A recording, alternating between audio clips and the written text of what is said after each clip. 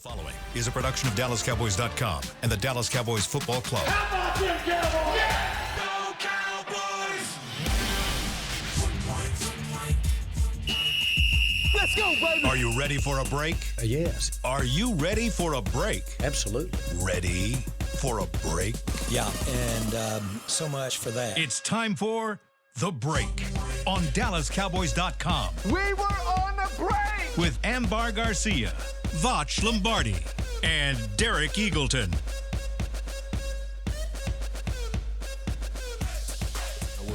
It is Wednesday, February 25th, 2025, season 21, episode number 109. Welcome to the latest edition of The Break. We are live from SWBC Mortgage Studios at the Star. We're presented by LG. LG is the world's number one OLED TV brand for 11 years and counting. See why at lg.com/OLED Evo. Welcome to the show.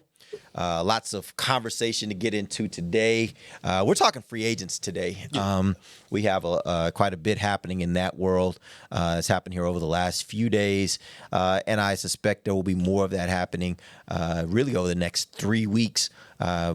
Basically, the Cowboys talking about their own free agents, and certainly from the standpoint of free agency beginning on the second week of March, and hopefully the Cowboys being active players there. We're all looking forward to that. Let's start first with Javonte Williams. Cowboys did the deal with Mr. Williams, got him signed to a 3-year deal, $24 million. This is the part I love about it. He's the 16th highest paid running back in the NFL. That's a value deal. No doubt about it, because I think he is at least the 16th best running back. Top 10. Probably top 10. Yeah. But to get him at a 16th rated, as far as pay is concerned, I think is a heck of a deal for the Cowboys. What were your thoughts as you've heard about this new signing? Ambar, please, because I got so much to say.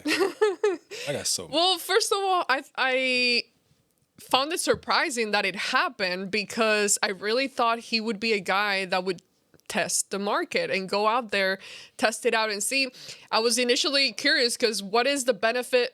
Obviously, benefits for the Cowboys not to allow that to get to the open market. But from his standpoint, I started to think, well, how does that benefit him?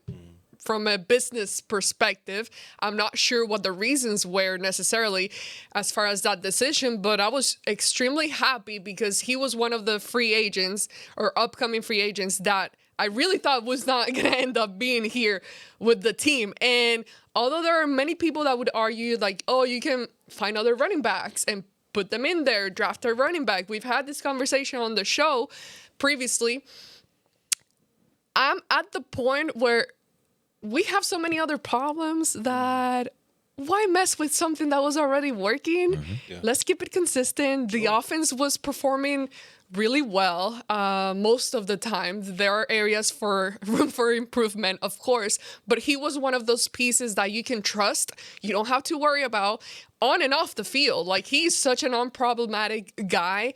And yeah, I was very happy with the deal and that they actually got it done. I was happy to know that they were indeed having those conversations already, because we often hear, oh, well, we can't wait until we start having the talk. We can't wait until we start those negotiations, which we heard about George Pickens previously. And it was around the same time that Stephen Jones had made the comments that they were in talks with Javonte Williams as opposed to George Pickens at the time. So anyways, very happy about it. I'm excited. He had a moment to talk with Nick Eatman yesterday when he came in to sign the contract, and Nick wrote it in his story on DallasCowboys.com, and I found it funny that he made the comment that when Jerry called him on the phone, he was like, thinking like, oh, Mr. Jones, sign GP. And I was like, oh, good for you. Like, I love that, because you look at him and you don't think he would. Yeah. He's a very, I don't know him that well personally, obviously just being around the locker room and all that, but you know that he's a shy, reserved person. Yeah, sure. So I found it a little funny that he would make sure to make that comment to Jerry Jones and let him know, hey, you got to make sure you get that deal done with Pickens. What's apparent is I think all those guys on the offensive side of the ball know, even if I'm really, really great at my job, I get so much better when GP is out there. Oh, yeah. I'm sure that's why CD is like, please, Mr. Jones, get this done. Dak is like, hey, Jerry, get this done. I think everybody knows this offense is so much better, so much deadlier, and the players, you're going to benefit personally if GP is out there because he just takes the pressure off of everybody else because of how much of a target he is. Go ahead. Even Flo might make some money from just, you're right. Love the Cowboys, but whatever. Yeah. Ambar is incredibly smart, by the way. Made all the best points. Did she leave you anything? Wow. Is there any meat left on the bone? Oh, he always got stuff. Okay, he always got stuff just in his pocket. To answer your question, right, from a business standpoint, why would it make sense for him to sign earlier? I think that's a phenomenal point that you brought up. Remember last year when everybody thought the running back market was going to be a little higher and maybe Rico and company thought that, he might be an $8 million back, $10 million back, but the running back market ended up being like vet minimum for most of these guys? Yeah. I think it was very smart for Williams and company to go, hey, sign me now.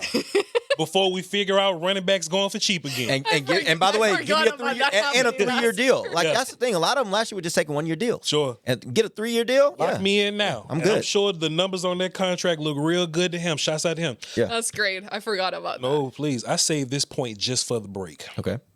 Imagine what life would have looked like last year. Because you're not wrong, Amber. A lot of people say, you could just find a running back anywhere. You could just find somebody undrafted, some free agent. Imagine if we walked into the season going, all right, our plan at running back is Miles Sanders, Jadon Blue, Phil Maffa, Hunter Lippy. How much more different would that have gone? Oh, man, Miles is a veteran. He's done this before. You know what I'm saying? And, we didn't see that spark. He got hurt, I know, but we didn't see a spark out of him at all. Jadon Blue, hey, rookies come in and contribute all the time. Hey, rookies they're not always ready day one in that way. Just because somebody else did it, that doesn't mean that you could just go do it. I think running back deserves so much more respect than what it gets online. Everybody think you just find a running back. For every Krosky merit that some other team gets in the 7th round is 40 Mike Webbers that we'll never hear from ever again. You understand what I'm saying? So I think if you have somebody that works, Ambar made this point, if you have somebody that works, that you can get 1,000 yards rushing plus, 1,000 yard plus. And there was some meat on the bone, we could say, because this is a first-year offense, right? I'm sure Clayton Adams scheming things up for him right now. Kept Dak upright. If you're going to go cheap at the offensive line, if you're going, because that's where you save your money at. That's the point that everybody ain't talking about. If you go expensive at receiver, where you saving your money? Your right tackle's relatively cheap. You got 3 more rookie deals, and Big Tyler making his wing. But that's where you're going to save your bread. If you're going to save money on offensive linemen, and if y'all go to 105.3 The Fan, Clayton Adams was on this morning. They asked him, hey, man, y'all moving Tyler Smith to tackle? And he was like, look, man, we fantastic in the middle. He ain't say it just like this. This is me saying it for him. We fantastic in the middle. I don't want to move stuff around. That tells me we're keeping both tackles. That money is what it is. And it's fine. That's perfectly fine. We ain't got to upgrade left or right tackle. But you having a running back that can not only fulfill his blocking assignment as a running back, but if Terrence whiffs, he'll go smack an end for an extra second or smack a 3-tech for an extra second. I think that's important for you. And catch the ball as a receiver. Javonte Williams is a complete back. And in this system, with this quarterback, 2 receivers, run game, O-line and all that, give him his money. Because we're going to look back at this thing and go, that's really not a bunch of bread. And that's what you led with. Yeah. He's average amongst paid running backs. But you're getting top 10, top 8 production out of him. Yeah. And I got so many more points, but please go ahead. No, and I agree with that.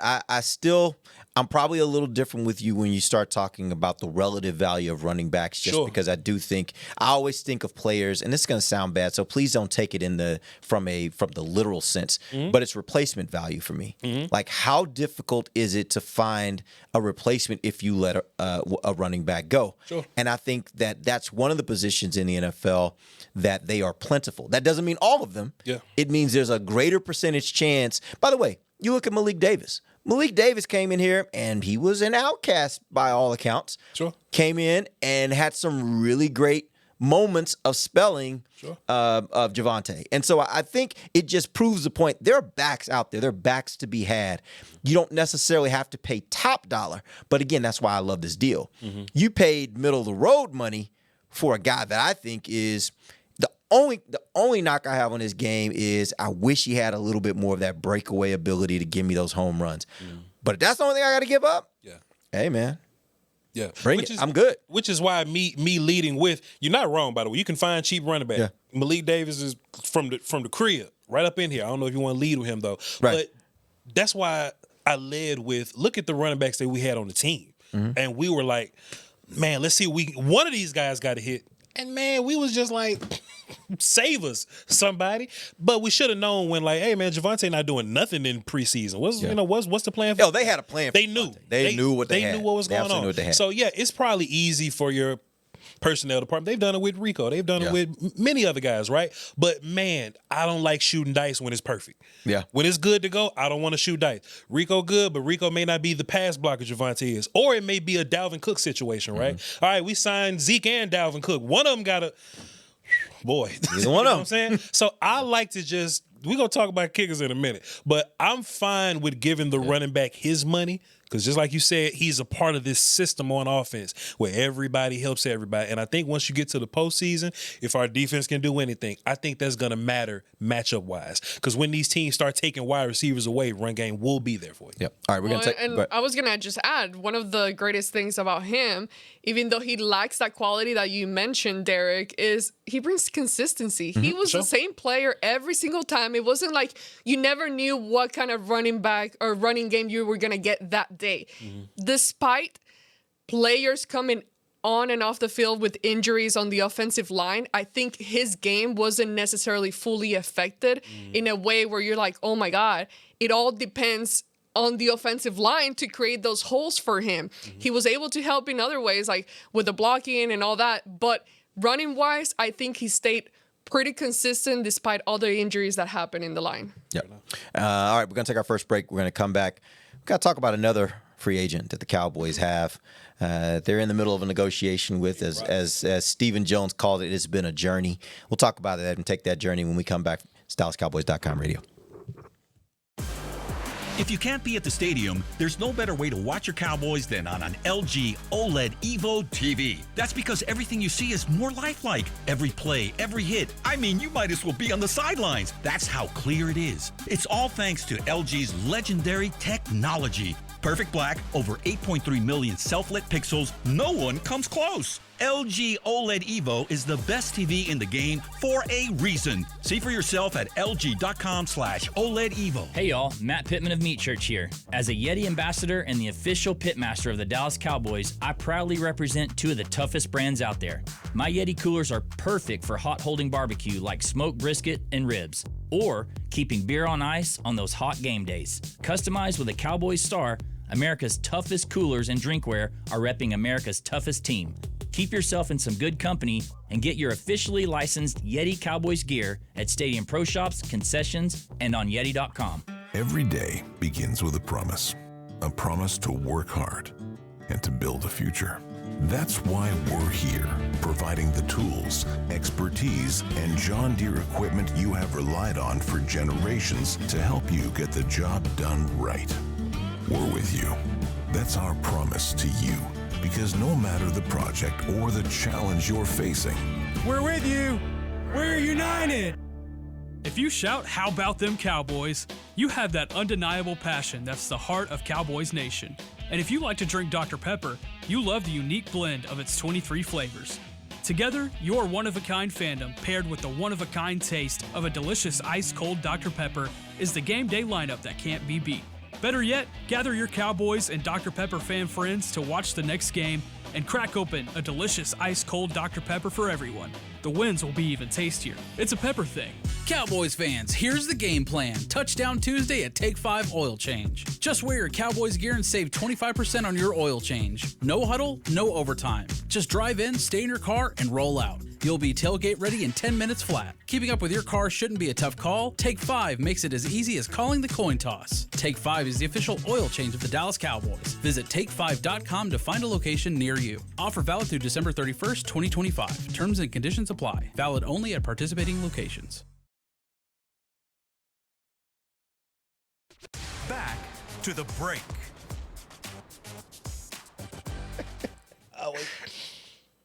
Choose perfection. Choose LG OLED Evo. Check out the best TV in the game at lg.com. Welcome back. We're in the second segment of the break live from the SWBC Mortgage Studios at the Star. This segment brought to you by blockchain.com. So Voch, should I just go ahead and give you feedback right here on the air Please. for that message you sent me? I don't care nothing about What nothing. did he send you? He just told me send me some ideas of some content that we should do. Now, see, what it is, I ain't going to say nothing because I got to warn you, I'm not going to say nothing. But what it is that Derek got to have his meeting with the money people first. That's what he's doing today. Like, we're doing budget right now. Yeah. We're doing budget right now. So budget is going to have a lot to do with, hey, Voch, that's a great idea. We ain't doing it right now. That's why or, I'm very patient. hey, Voch, we got that idea. We can actually probably do that idea right now. That's why I ain't saying nothing to him. So Go ahead. Share waiting. it. Share it with the team. Share it with the group. You know, one day, approve first. One day when we get to a point in the year where we've talked about everything we need to talk about, we might spend a day where we let Voch pitch an idea on air and then let fans say, we want that idea, or be like, Voch, that's dumb. We ain't doing that. I can think of something by the end of this segment, though. I'm sure you can. Really. I'm sure you can. I think you're a creative guy. I think you got a lot of ideas. This is the problem, though, and we can get right back into work, I promise. This is the problem, is that this is a serious, prestigious organization. Yeah. And a lot of my ideas are foolishness. It'll be great content, though. It'll be phenomenal content. By the way, we dabble in foolishness. I want to shoot dice with Dak so bad, but we can't do that. Dak wouldn't do that. And he's because he ain't gonna do that on. Me and Joe Milton can do it. He ain't gonna do that on camera. You're right. Maybe he'd do it at a party if y'all just hanging out. I don't know. Quentin Williams said on the Here's sideline. the thing. You got to make sure, like, be creative. But you also gotta be realistic on the things that That's why that doable. text message did not have me shooting dice with Dak, you know? Right. But that's also the funny thing. And by the way, we're way off topic, but there are a bunch of fans out there that always send me messages. Hey, I think it would be cool if y'all did this. They have all these great ideas, and I'm always like, yeah, you come and work here for a little bit of time, you start realizing there's this whole bevy of things you want to do, and then there's these things over here you actually can do from the standpoint of you have the budget to do them. The people that you want to do whatever you want them to do can actually do it and want to do it. Like it's a whole process to get to what you want to do and what you actually can get accomplished. I have such an idea that'll never happen. I'm just going to kind of share it with you right now. Yeah. But I can't be like selfish year one, be like, oh, give me a prime time slot of 3-hour show. I want a show, Rap City the Basement. Yeah. Ambar may not. That was dope. But like we just doing this show and we kicking it and we chilling, and Kalen Carson might just come in. Hey man, you want to rap real quick? And just let people do stuff that they do in real life. Hey, we just playing the game today. DallasCowboys.com in the basement. We just playing Madden or something, kicking it. But y'all ain't gonna pay me no real money to do that. In the time you've been here, how many times have you actually seen a player walk by? You got to think ahead, Amber. No. We've investigated an idea like this. The challenge was, number one, getting the players consistently to come through. We can do that. But even on top of that, you start getting into other issues of what are you doing every time? How do you get the right types of things going on? And the platform, because at the time we were looking at it, we actually were thinking we wanted to maybe do this on Twitch. Well, the NFL doesn't allow teams to get on Twitch, so we can't actually do it on Twitch, which would be the perfect platform for something like that, right? Can't get on Twitch. So it's those kind of things where it's like all these behind the scenes impediments that make it hard to do the things that you really want to be able to do in the places you want to be able to do them. And let's start talking right now, because I was about to hit y'all with something cold. All right, well, we'll talk about that off. I got to wait till the money's clear. Let's talk about Brandon Aubrey. Talk about money. Yeah. Let's talk about Brandon Aubrey, because I started hearing the reports, and actually I'd heard some of these things. There, you being around the building, you kind of get wind of certain things. For sure. And I'd heard that there was an offer that had already kind of gone out to him, and it was interesting how Steven put it when he was talking to the media on Monday. He called it. He said it's been a journey, and you don't typically hear that about a negotiation with a kicker, but starting to hear the reports that came out yesterday, and it gave more context to why he says it's been a journey, because according to reports, he and his camp are looking for an average salary per year of $10 million. Now, let me put this in context for you guys. Right now, the highest paid kicker in the NFL is Harrison Butker on average per year. He makes $6.4 million. Yeah. Jake Elliott's next with $6 million. Then there are 3 kickers that are at about $5.5 million, Dicker, McPherson, and Gano, right? If he wants to jump to 10 from the highest paid of 6.4, that is a 50, I think, what did we say, 53%? I think we said 53, 54%, somewhere in there, percent increase from the highest to where he wants to be. Yep. My question for you guys. I really believe the Cowboys are going to use the restricted, the tender, second-round tender. Are you comfortable, if his demands stay at $10 million, are you comfortable saying give him 10, or do you think, hey, man, if somebody's out there willing to give him 10, great, take your 10 and move forward, and we'll take the second-round pick? Ambar, you want? I got so much. You always say the same thing. I want players to have a great relationship with their agent. To have their agent understand, like, look here, bro, give me my bread. I want you to, you know what I'm saying? I do want to be here. I think Micah could have benefited from that too. You know what I'm saying? Like, look, man. Speak for yourself, not just let the agent just do everything. Yeah. On a scale of 1 to 10, I would love to. I don't want to be kicking in Cleveland, bro. Right. I do want to change my the trajectory. But how do you know that's not already happening? Because I've had an agent before, and yes, they are the ones to take action and do the whole negotiation and know, okay, this is the money we're looking at. But it does get to the point where you have those conversations. You don't just have the agent handle the whole thing. For the most part, yes. But you also have at least one conversation of what you want as a player, where you want to be or what not. So we don't know if they've had those conversations, and maybe that's where he's leaning towards too. But I also think that part of that, though, goes back to is the agent representing, he may say, let's say, for example, Aubrey said, I want to be here. I want to be the highest paid kicker, and I want to get the most I can get to be here, right? Those are his things. Like, those are things I want to get done. Yep. The agent may say, okay, I know in dealing with the Joneses, we got to shoot high. So I'm going to go in there, and I'm going to say $10 million. I don't think we're going to get $10 million, but I'm going to say $10 million, right? And I'm going to try to hold them to $10 million in hopes that where we land is $8 million. I want Jared to then be like, Cleveland. But I guess my point is, to your point, he could have. That's a tactic that is used everywhere. And I guess that's my point.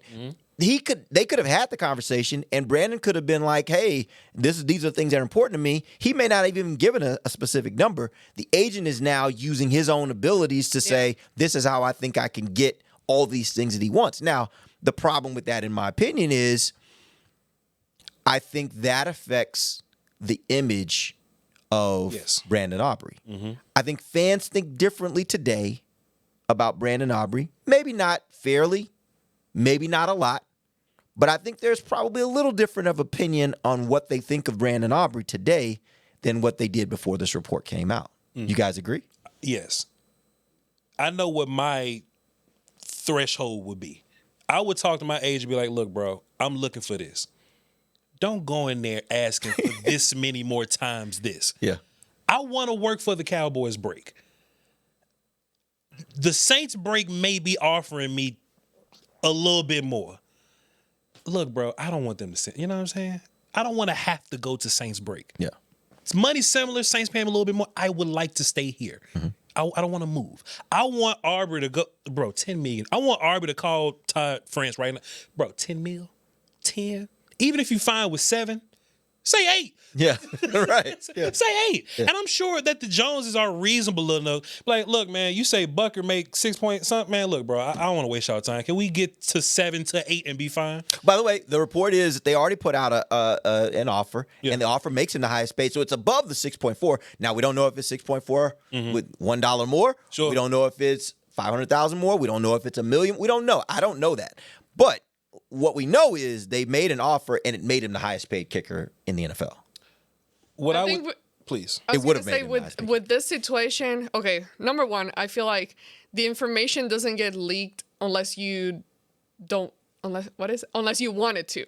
So let's say, okay, this came out and people are talking about it and all that.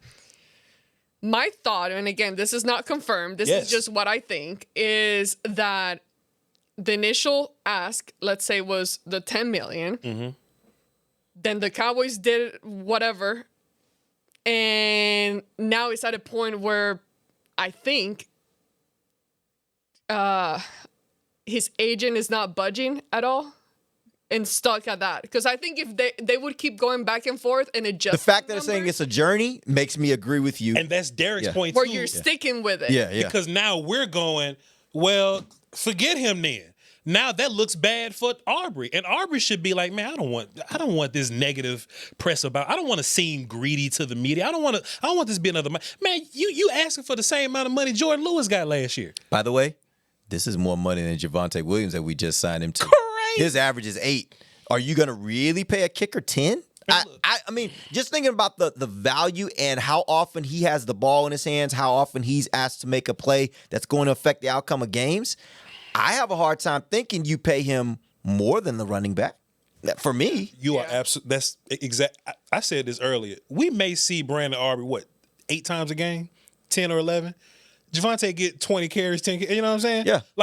And all the times he picks up the blitz that we don't necessarily talk about, but it saved Dak from an injury. Even if you're the best kicker in the game, what the 50%, you're not 50% better, whatever the percentage is, you're not 50% better than Harrison Butker because I don't see you kicking and making 70-yard kicks. You want to hear the numbers behind that? Por favor. Okay, so I started doing some, because here's the deal. I believe that Brandon Aubrey, I call him Brandon Kicker. Brandon Aubrey That's his name. I mean, it's correct. is among, This is right. he's among the best kickers in the league. There is nothing statistical that says he is head and shoulders above them. Correct. This last year, he kicked more 50-plus yard field goals than anyone else. He had more attempts, but he only made 11 of the 17 he had. That's a 53% rate of actual made kicks over 50-plus. Sure. There were other kickers who didn't have as many attempts, but still got 11 50-plus kicks that they made. Yeah. There were 2 others. He didn't have the longest kick in the NFL this year. There was one kicker that had 2 kicks that were longer than the longest kick that Brandon Aubrey had this year. Bro. Yeah. Yeah.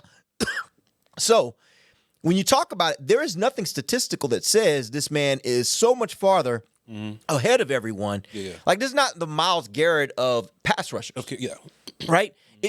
He is among the very best. And again, I don't want to take that away from him. Let's be clear. Brandon Aubrey is a good kicker, a really good kicker, among the very best in the league. Yeah. There is nothing that suggests he is far ahead of everybody else, which makes me say, if you're among the best kickers in the league and your deal is up, you should set the market. So I think he should be the highest paid kicker in the game. It doesn't tell me I should jump 50+% from the next highest paid kicker because he's among the best. Sure. That seems excessive to me. I got 2 real fast points, and I promise I'm not going to linger long. If Brandon Aubrey was 5 for 5 from 70 yards, maybe we could talk about $10 million. Then he's Myles Garrett. We could talk about $10 million. If you 5 for 5 from 70. Then you're Myles Garrett. Then you Myles Garrett. Yeah. Also, too, I think $6 million too much for a kicker. I think $5 million too much. But the market says it's not. The market says it's not. Yeah. But if my last name was Jones, McClay, Todd Williams, if that was my last name, I'm going, man, look, bro, I'd rather just treat kicker like running back and just find a dude that can, I call Kyle Forbath, see what he doing. Run your offense and put all that money in the defense. I still think 7 is a lot for a kicker. I hear what you're saying. I know what you're saying. But I will say this. When he kicking them 50s, I've been around here in years where every time the kicker went out, whether it was for a field goal or an extra point, you literally were like, man, I can't even go up and get him go to the restroom because I got to see if he going to make this or not. Sure. I don't like that feeling. It's a big difference between Nick Folk and Dan Baylor. Right now, I love the fact that the kicker comes on the field. If it's 50 and in, hey, man, bring it up. Sure. Let's go. Let's move on to the next thing because he's going to make it. Yeah. Give me the 3. You can go and put it on the board. Like, give me the 3. I love that. So I'm not saying I'm willing to pay him market price. For me, market price would be probably somewhere in the range of 7.5. If you got me on a good day and I was feeling really benevolent, maybe I get to 8. Yeah. But man, I ain't going over 8. I can't pay him more than I pay the runner. I'm going to find What's the amount for the second round tender?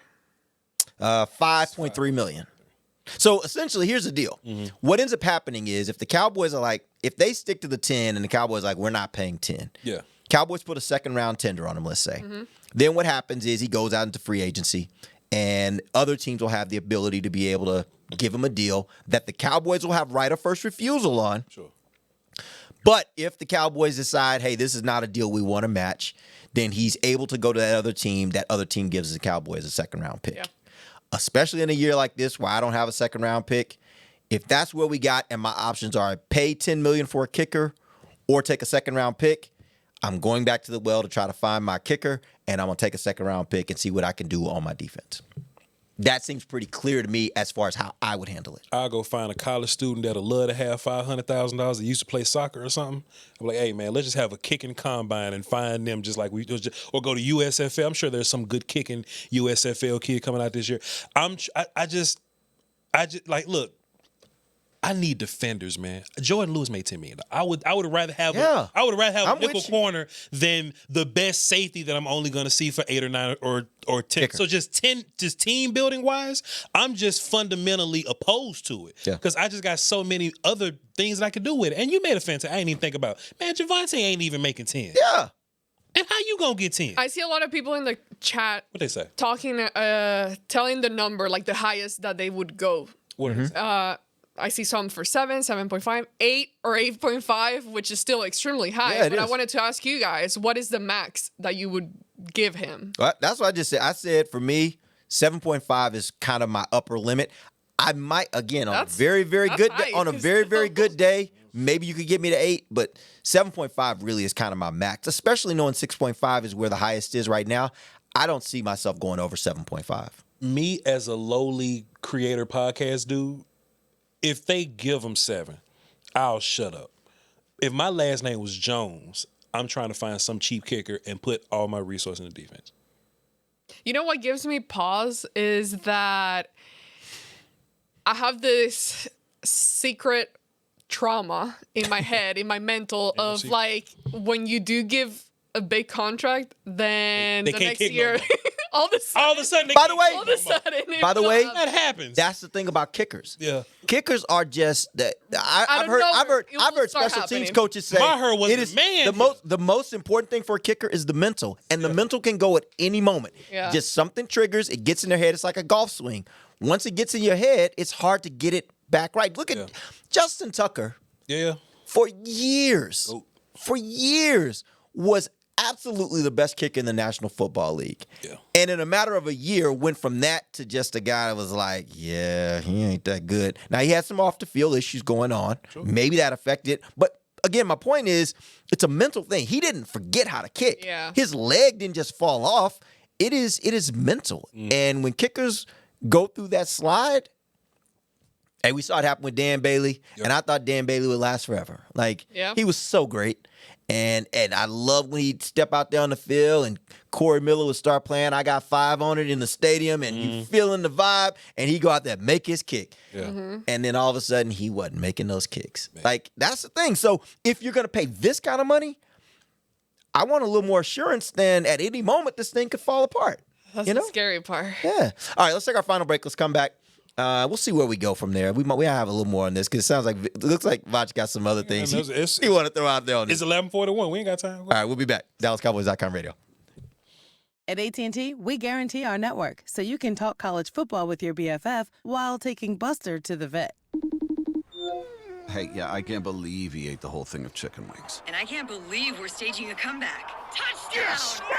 Staying connected matters. That's why in the rare event of a network outage, you'll automatically get a bill credit for a full day's service. For wireless downtime lasting 60 minutes or more caused by a single incident impacting 10 or more towers, must be connected to impacted tower at onset of outage. Restrictions and exclusions apply. See att.com/guarantee for full details.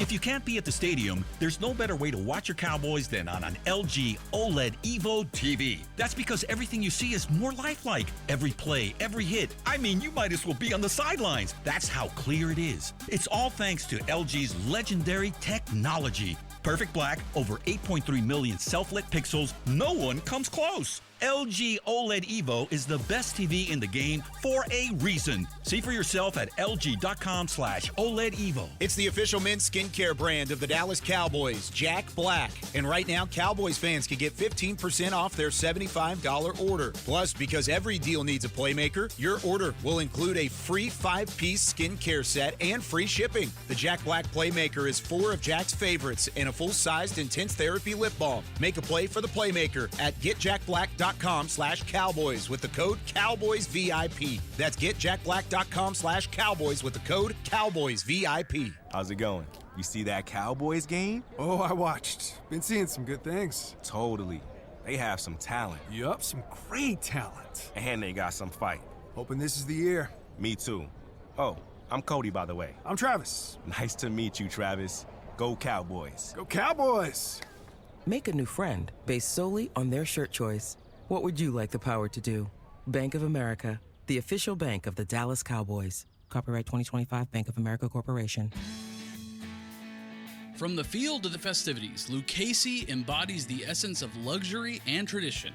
Handcrafted with meticulous precision, each pair offers unmatched comfort and style. Stand tall while you're tailgating or cheering in the stands with the Dallas Cowboys collection by Lucchese. Shop the collection today at the Lucchese store at the Star in Frisco or online at lucchese.com.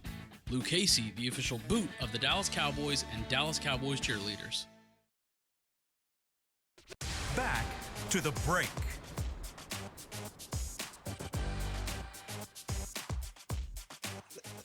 AT&T connecting changes everything. Welcome back. We're in the final segment of the break. It's only a minute left, so we will wrap this thing up nice and pretty. Stephen Jones said something interesting. Can I say something? Yeah, sure. They was talking to Stephen Jones at the Combine. Shouts out to Steve. He said something that just jumped out to me. Stephen said, Clarence was asking him like 20 questions or something. Shouts out to Clarence. But Clarence was basically like, hey, you know, do you guys feel like y'all are moving different this offseason than y'all normally do? Everybody in Twitter world would feel like y'all are, and Steven says no. And what he said exactly like this. This is Voch saying it. He was basically like, when we knew we were bad, when we could all agree that we were bad, we were super aggressive at fixing problems. If we weren't aggressive, we thought we was good, but we really weren't. Did y'all see him say that? Yep. And by the way, I actually agree with that, and I think there's a lot of evidence around that because here's the deal: when you're working on the football side of this building, sure, you're kind of immune to some degree to all of this. All the opinions out there where you got this pundit and this pundit and this pundit. By the way, and that's myself included, we don't know. We're making our and by the way, we only know at the most 50, 60% of really what's going on behind the scenes. Yep. I do think there are some that know more than others because you have access to people who will tell you those kinds of things. But even at that, there's nobody in the media that has 100% of the facts of what's going on. Sure. They have bits and pieces that they pick up from different places, and then from that, they are able to surmise whatever they think is going on. So I say all that to say, when Steven says that, they look at it, and a lot of times when people are saying, this is wrong, this is wrong, this is wrong, the Cowboys may be looking at it and being like, what we know is this is wrong, but this over here, this was something else that was a factor as to why you say that's wrong. And that's a factor we've corrected with something else. So they feel like they've solved the problem. It's not what you think is the problem, right? And so they may look at it and say the player isn't the issue here. We are willing to say we will go another year with this player where everybody else is looking and being like, you got to get rid of this guy. He's not that good, right? So I think they get more aggressive when there's actual agreement between the media and what they're thinking on a player evaluation. Sure. Like I think it's happening right now. I think everybody's agreeing there are a lot of players on this defense from last year that cannot be back next year. Sure. Now, I don't know if that's 100%. Because I could see a scenario where there are some players, and I've been saying this on this show, I think there's some players on this team that people are going to be, there's one or two, I would say, on this defense that people will be like, really? They brought him back? And he will be fine if all the other pieces work. Because, again, you can't fix everything. But I do think that they're more aggressive when they feel like they have to be, you know? Malik Hooker and... The other one? Yeah. Maybe it's Marist or something like that. Maybe it's a guy like Shamar, who everybody's kind of already written the book on him. He was only a rookie, where the defensive coordinator comes in and new linebackers coach comes in and says, I could do something with him. I was told that there was a former linebacker that played for the Cowboys that's thinking about maybe getting into coaching at some point. He was talking to one of our guys, and he said, you know, if I had some time with Shamar, It wasn't Sean. He's like, if I had some time. You don't care if it's not Sean. Yeah, you do. Yeah, you do. Yeah, you That's do. my guy. By the way, this is a guy that was a good linebacker for the Cowboys. He was like, if I had some time with Shamar, he would be. I see things in him that would make him a really good linebacker. But that's one. Like you can look across this thing and you can find players that. Because it always happens. Coaches look at it and they say, that guy, what you saw last year was not a representation, a good representation of what that guy can be. Sure. It was about other factors that were involved that made them perform at a lesser level. Yeah. Maybe this coaching staff looks at Sam that way. I have no idea. Sure. Because my evaluation has been, I haven't seen enough from him in the time he's been here. Yeah. So I'm not willing to pay him big money. But the coaches may look at it and say, there's still value there. We can use him in a role that makes sense, that will make him a better player. It's Fowler last year versus the year before. Yeah. In Washington, his role, he had 8 sacks. Sure. Here, he was a forgotten commodity. Yeah. You know? And that's where it's about to get real weird. Cowboys just signed this pass rush specialist, Brandon Jordan. Yeah. And I've been just keeping up with his work because I'm on the internet, and you keep, those dudes are on the internet. Like Duke is on the internet, Brandon Jackson's on the internet.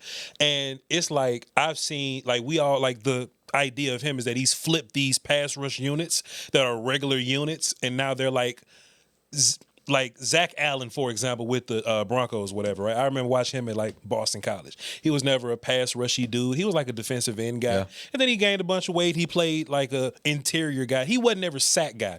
Then he rolls out the bed and get, like, I was talking to my guy Will Steele this morning, shouts out to him. He got like 80-something quarterback hits in like 2 years now, and like 8 sacks or something like that. So now I'm like, all right, okay, so cool.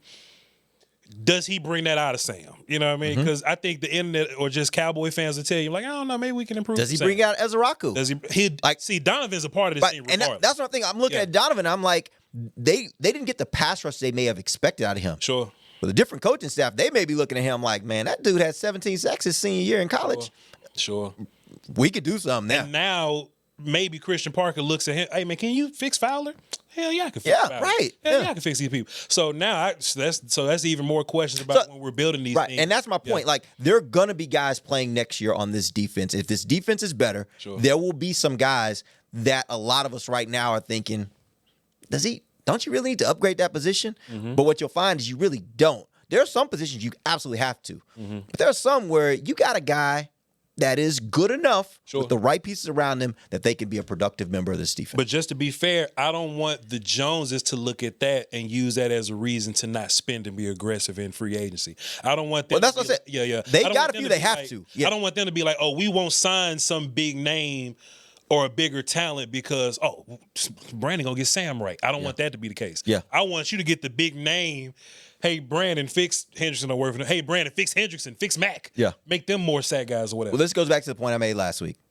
They went out in free agency as free agency open this year. Sure. Got a big-time linebacker, got a big-time defensive end, and got a big-time safety. I think right there, I feel very different about this defense. It doesn't solve all the problems. Yep. But with the pieces you already got on the at defensive tackle, the pieces that overshown, what you got at linebacker, what you got at corner, where you feel like they just need the right pieces around them. Like you put the right pass rush around them, they'll be fine.